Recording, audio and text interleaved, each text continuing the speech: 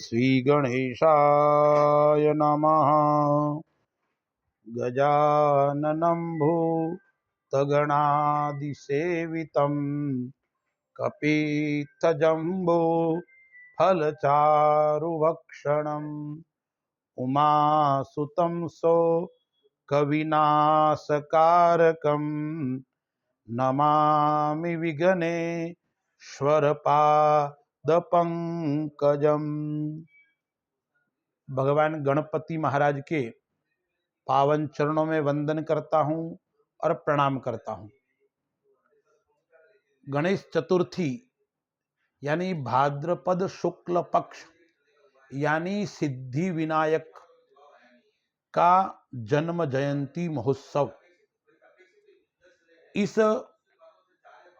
दिन भगवान गणेश जी महाराज का पूजन करने से अनंत गुणा फल की प्राप्ति होती है और सभी प्रकार के मनवांछित फल की प्राप्ति होती है। लेकिन शास्त्रों में एक बात और बताई है, वो आप सब लोग को पता नहीं होगी, तो मैं आपको यह विशेष बताता हूं, आप उसका ध्यान रखें।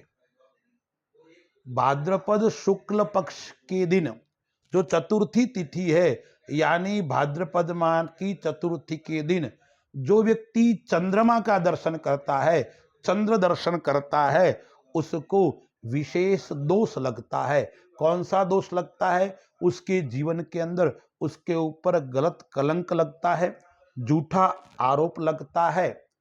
अब आपने गलती से चंद्रमा के दर्शन कर लिया, उस दिन आपने चंद्रमा को देख लिया, नहीं देखना चाहते थे फिर भी देख लिया, तो उसका उपाय क्या करना चाहिए? एक व्यक्ति ने ऐसा प्रश्न भी पूछा था कि जो भाद्रपद चतुर्थी के दिन चंद्रमा का दर्शन नहीं करना चाहते वो भी कर लेता है, तो उसको कौन सा उपाय करना चाहिए? देखिए, चंद्रमा को भगवान गणेश जी महाराज ने श्राप दिया था। एक बार गणेश जी महाराज कहीं जा रहे थे तो चूहे को कोई टक्कर लग गई, भगवान गिर गए, तो चंद्रमा को हंसी आ गई। तो भगवान चंद्रमा ने कहा, हंसने लगे, तो गणपति ने कहा, चंद्रमा तेरे को मैं श्राप देता हूं और गणेश चतुर्थी के दिन तेरा दर्शन करेगा उसके ऊपर कलंक लगेगा, इसलिए तेरा कोई दर्शन नहीं करेगा। ऐसा गणपति जी ने चंद्रमा को श्राप दिया। तो शास्त्रों में उसके लिए उपाय भी बताया है। एक बार भगवान कृष्ण ने भी क्या किया था? गणेश चतुर्थी के दिन चंद्रमा का दर्शन कर लिया था। उस दिन भगवान कृष्ण के ऊपर भी स्यमंतक मणि के चोरने का आरोप लगा था, कलंक लगा था भगवान के ऊपर। तो इसकी मुक्ति के लिए, इसके दोष की निवृत्ति के लिए शास्त्रों में विष्णु पुराण के अंदर एक श्लोक भी आया है। उस श्लोक का 108 बार पाठ करने से, या श्रीमद् भागवत महापुराण के अंदर जो दशम स्कंद है उसके अंदर 56 और 57वां अध्याय है, यानी 56 या 57 अध्याय है, उस अध्याय का श्रवण करने से, पाठ करने से, कथा सुनने से इस पाप से व्यक्ति निवृत्त हो जाता है। श्लोक कौन सा है?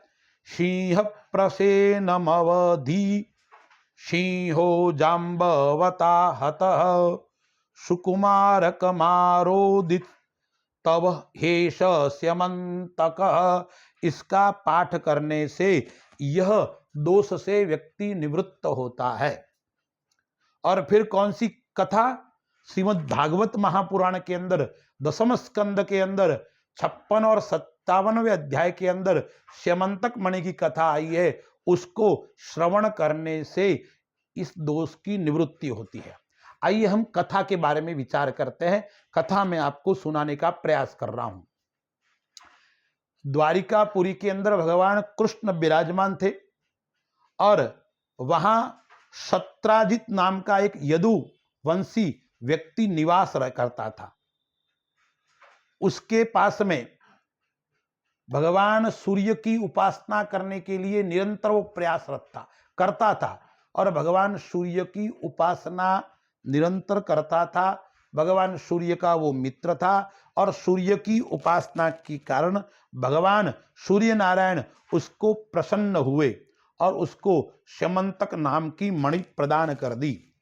और इस मणि का प्रभाव इतना था, चारों ओर चंद्रमा की कलाओं की तरह वो दैदीप्यमान थी, प्रकाश ही प्रकाश देता था। और जहां यह स्यमंतक मणि होती थी वहां पे किसी भी प्रकार का रोग, अनावृष्टि या अग्नि या चोर का भय नहीं रहता था। और वो स्यमंतक मणि रोज 10 भार सोना प्रदान करती थी। एक बार वो द्वारिकापुरी के अंदर भ्रमण कर रहा था और उसको देखकर सबको ऐसा लगा भगवान साक्षात सूर्य नारायण का आगमन, भगवान कृष्ण के दर्शन के लिए आए हैं भगवान। तो सब लोग भागते भागते भगवान कृष्ण के पास में गए और भगवान कृष्ण के पास में जाकर कहा, आपके दर्शन करने के लिए आज साक्षात सूर्य नारायण आ रहे हैं। भगवान कृष्ण ने हंसते हुए कहा, यह सूर्य नारायण नहीं है, यह सत्राजित है और उसके पास में स्यमंतक मणि है और उस मणि के कारण वो इस प्रकार से प्रकाशमान दिखाई पड़ रहा है। भगवान कृष्ण ने कहा, विचार किया मन में कि यह मणि यदि उग्रसेन के पास में रहेगी तो समाज का कल्याण होगा और द्वारिका का कल्याण होगा, क्योंकि योग्य व्यक्ति के पास में अति तप होता है, बल होता है, बुद्धि होती है, ज्ञान होता है, शक्ति होती है, तो सदुपयोग होता है। और मूर्ख व्यक्ति के पास में, अहंकारी व्यक्ति के पास में यह सब वस्तुएं होती है तो उसका दुरुपयोग होता है। इसलिए शास्त्रकार कहते हैं, बार बार कहते हैं, अशिष्याय न देयम, गलत व्यक्ति को, अशिष्य को कोई वस्तु देनी नहीं चाहिए। भगवान कृष्ण ने विचार किया, यदि उग्रसेन के पास में यह समंतक मणि होगी तो कहीं न कहीं समाज का और राष्ट्र का कल्याण होगा। तो भगवान कृष्ण ने सत्राजित से कहा, ये सत्राजित, ये तो जो मणि है वो उग्रसेन को दे दे। तब उसके मन में, जानकार होते हुए भी अहंकार था, मन में लोभी था। उसने विचार किया, यह मणि मेरी है, मेरे को 10 बार सोना प्रदान हो रहा है, मैं यह मणि उग्रसेन को क्यों दूं। उसने भगवान के वचन का भी अनादर किया, उनके वचन को भी नहीं माना। तो एक बार उसने अपने ये जो मणि थी वो घर के अंदर पूजा स्थल पे रखी हुई थी। तो जो सत्राजित का एक भाई प्रसेन था, उस प्रसेन ने उस मणि को धारण कर लिया, चमकने लगा और वो घोड़े सहित वन के अंदर शिकार करने के लिए चला गया। और जैसे ही वो शिकार करने चला गया, वहां पे शेर, सिंह यानी बाघ आता है और उसको मार लेता है, उसके घोड़े को भी मार लेता है और वो मणि लेके वहां पड़ी रहती है। इतने में वहां पे जाम्बवंत नाम का जो वहां पे एक रिंछ था, वो रिंछ देखता है स्यमंतक मणि पड़ी है, सिंह पास में है, प्रसेन को मार दिया है, घोड़ा मर गया है। तो उस जाम्बवंत ने क्या किया, उस सिंह को भी मार दिया और वो मणि लेकर अपनी गुफा है, उस गुफा के अंदर वो चला गया और उसने अपने बालकों को वो मणि दे दी। किसके लिए? खेलने के लिए। तो ऋक्षराज जाम्बवंत वो मणि अपने बालकों को देकर वो अपनी गुफा में मस्त था। इधर घटना ऐसी हो गई, प्रसन्न घर नहीं आया तो सत्राजित को लगा मेरे भाई की मृत्यु कृष्ण ने कर दी है, कृष्ण ने मारा होगा और मणि ले ली होगी। और इस प्रकार का वातावरण द्वारकापुरी के अंदर लोगों के बीच में हो गया। भगवान ने कहा, मैंने वस्तुतः इसको मारा नहीं है, मुझे घटना का पता भी नहीं है, क्योंकि भगवान ने भी चंद्रमा का दर्शन किया था और आज भगवान के ऊपर भी कलंक लग गया।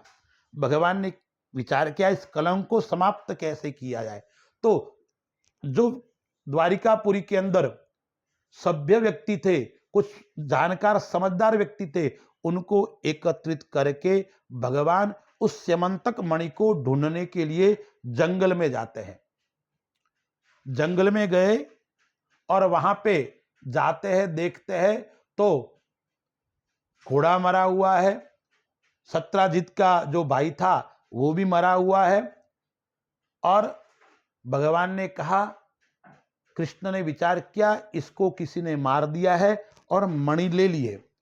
फिर भगवान ने देखा वहां पे ऋक्षराज जाम्बवंत के यानी सिंह भालू के पैर थे।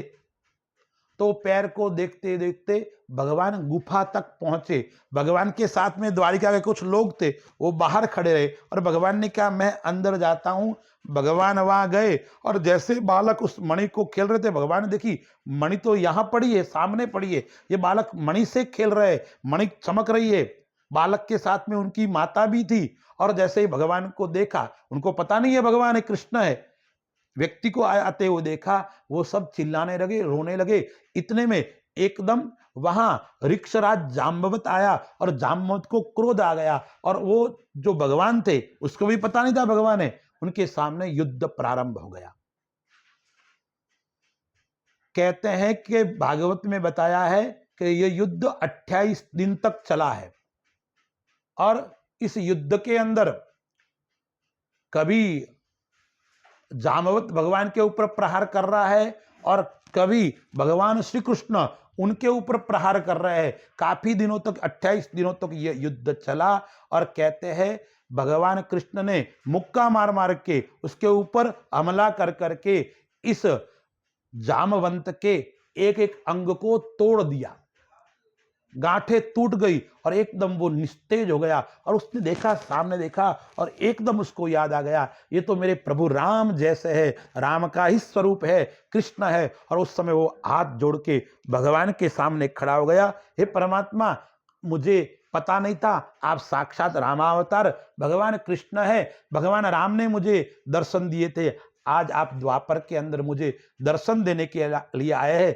मेरा तो जीवन धन्य हो गया है, मेरा जीवन कृत्य कृत्य हो गया है। आज मेरे जीवन के अंदर प्रभु राम के अवतार भगवान कृष्ण स्वयं यहाँ पधारे हैं, मेरा जीवन तो उद्धार हो गया है। भगवान को विनय किया, भगवान को प्रार्थना की, पूरे परिवार से भगवान को दंडवत प्रणाम किया है जामवंत ने।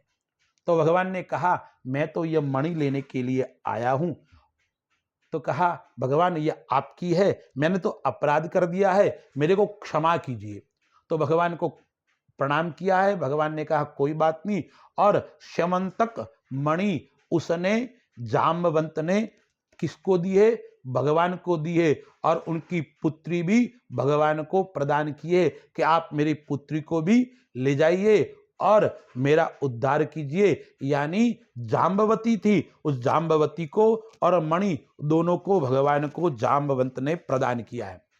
फिर वहां से भगवान कृष्ण जाम्बवंत के द्वारा पूजित होकर द्वारिका नगरी में भगवान आए हैं।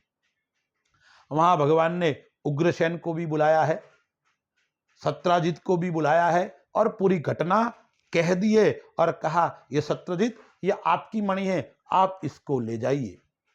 सत्रजित ने उस समय मणि तो ले ली और वो घर पे चला गया, लेकिन मन ही मन ग्लानि हो लगी, अरे मैंने भगवान के ऊपर गलत आरोप लगा दिया, अरे कृष्ण तो जगन नियंता जगदीश्वर है, मैंने उनके ऊपर गलत कलंक लगा दिया, मैंने कह दिया मेरे भाई को मार दिया होगा, चोरी कर ली होगी, ऐसा आरोप लगाया। वो मन ही मन कुंठित होने लगा, मन ही मन पीड़ित होने लगा और कहते हैं पुनः वो भगवान के पास में गया है और कहते हैं उसने वो मणि भी दी है और सत्यभामा जो सत्राजित की पुत्री थी उसका विवाह भगवान कृष्ण के साथ में कर दिया है और कृष्ण को अर्पण कर दिया है। और कहते हैं उस समय भगवान कृष्ण ने यह भी कहा है, ये सत्राजित, यह मणि मेरी नहीं है, यह मणि तेरी है, तेरे पास में ही रखनी चाहिए। मैं सत्यभामा को स्वीकार कर लेता हूं और उसके साथ में भगवान का विवाह भी हुआ है। इस कथा को जो श्रवण करता है, कौन करता है? जिसने भाद्रपद शुक्ल पक्ष के चंद्रमा के दर्शन कर लिया है। यदि वो व्यक्ति, मैंने पहले मंत्र बताया वो मंत्र और यह कथा को श्रवण करता है, दोनों में से एक, ये श्लोक बताया था जो विष्णु पुराण का, वो 108 बार, या यह स्यमंतक मणि कथा जो सुनता है वो उस पाप से मुक्त होता है और भगवान का उसे आशीर्वाद प्राप्त होता है। हम लोग घूमते रहते हैं, जाते रहते हैं, गणेश चतुर्थी के दिन गलत कारणों से चंद्रमा का दर्शन भी कर लेते हैं, तो सायंकालीन बैठकर संध्या वंदन करने के पश्चात और स्नान आदि करने के पश्चात इस कथा को श्रवण करोगे तो आप सभी प्रकार के पापों से मुक्त होंगे। भगवान गणपति महाराज का और भगवान कृष्ण कन्हैया का आपको आशीर्वाद मिलेगा। बोलो कृष्ण कन्हैया लाल की जय।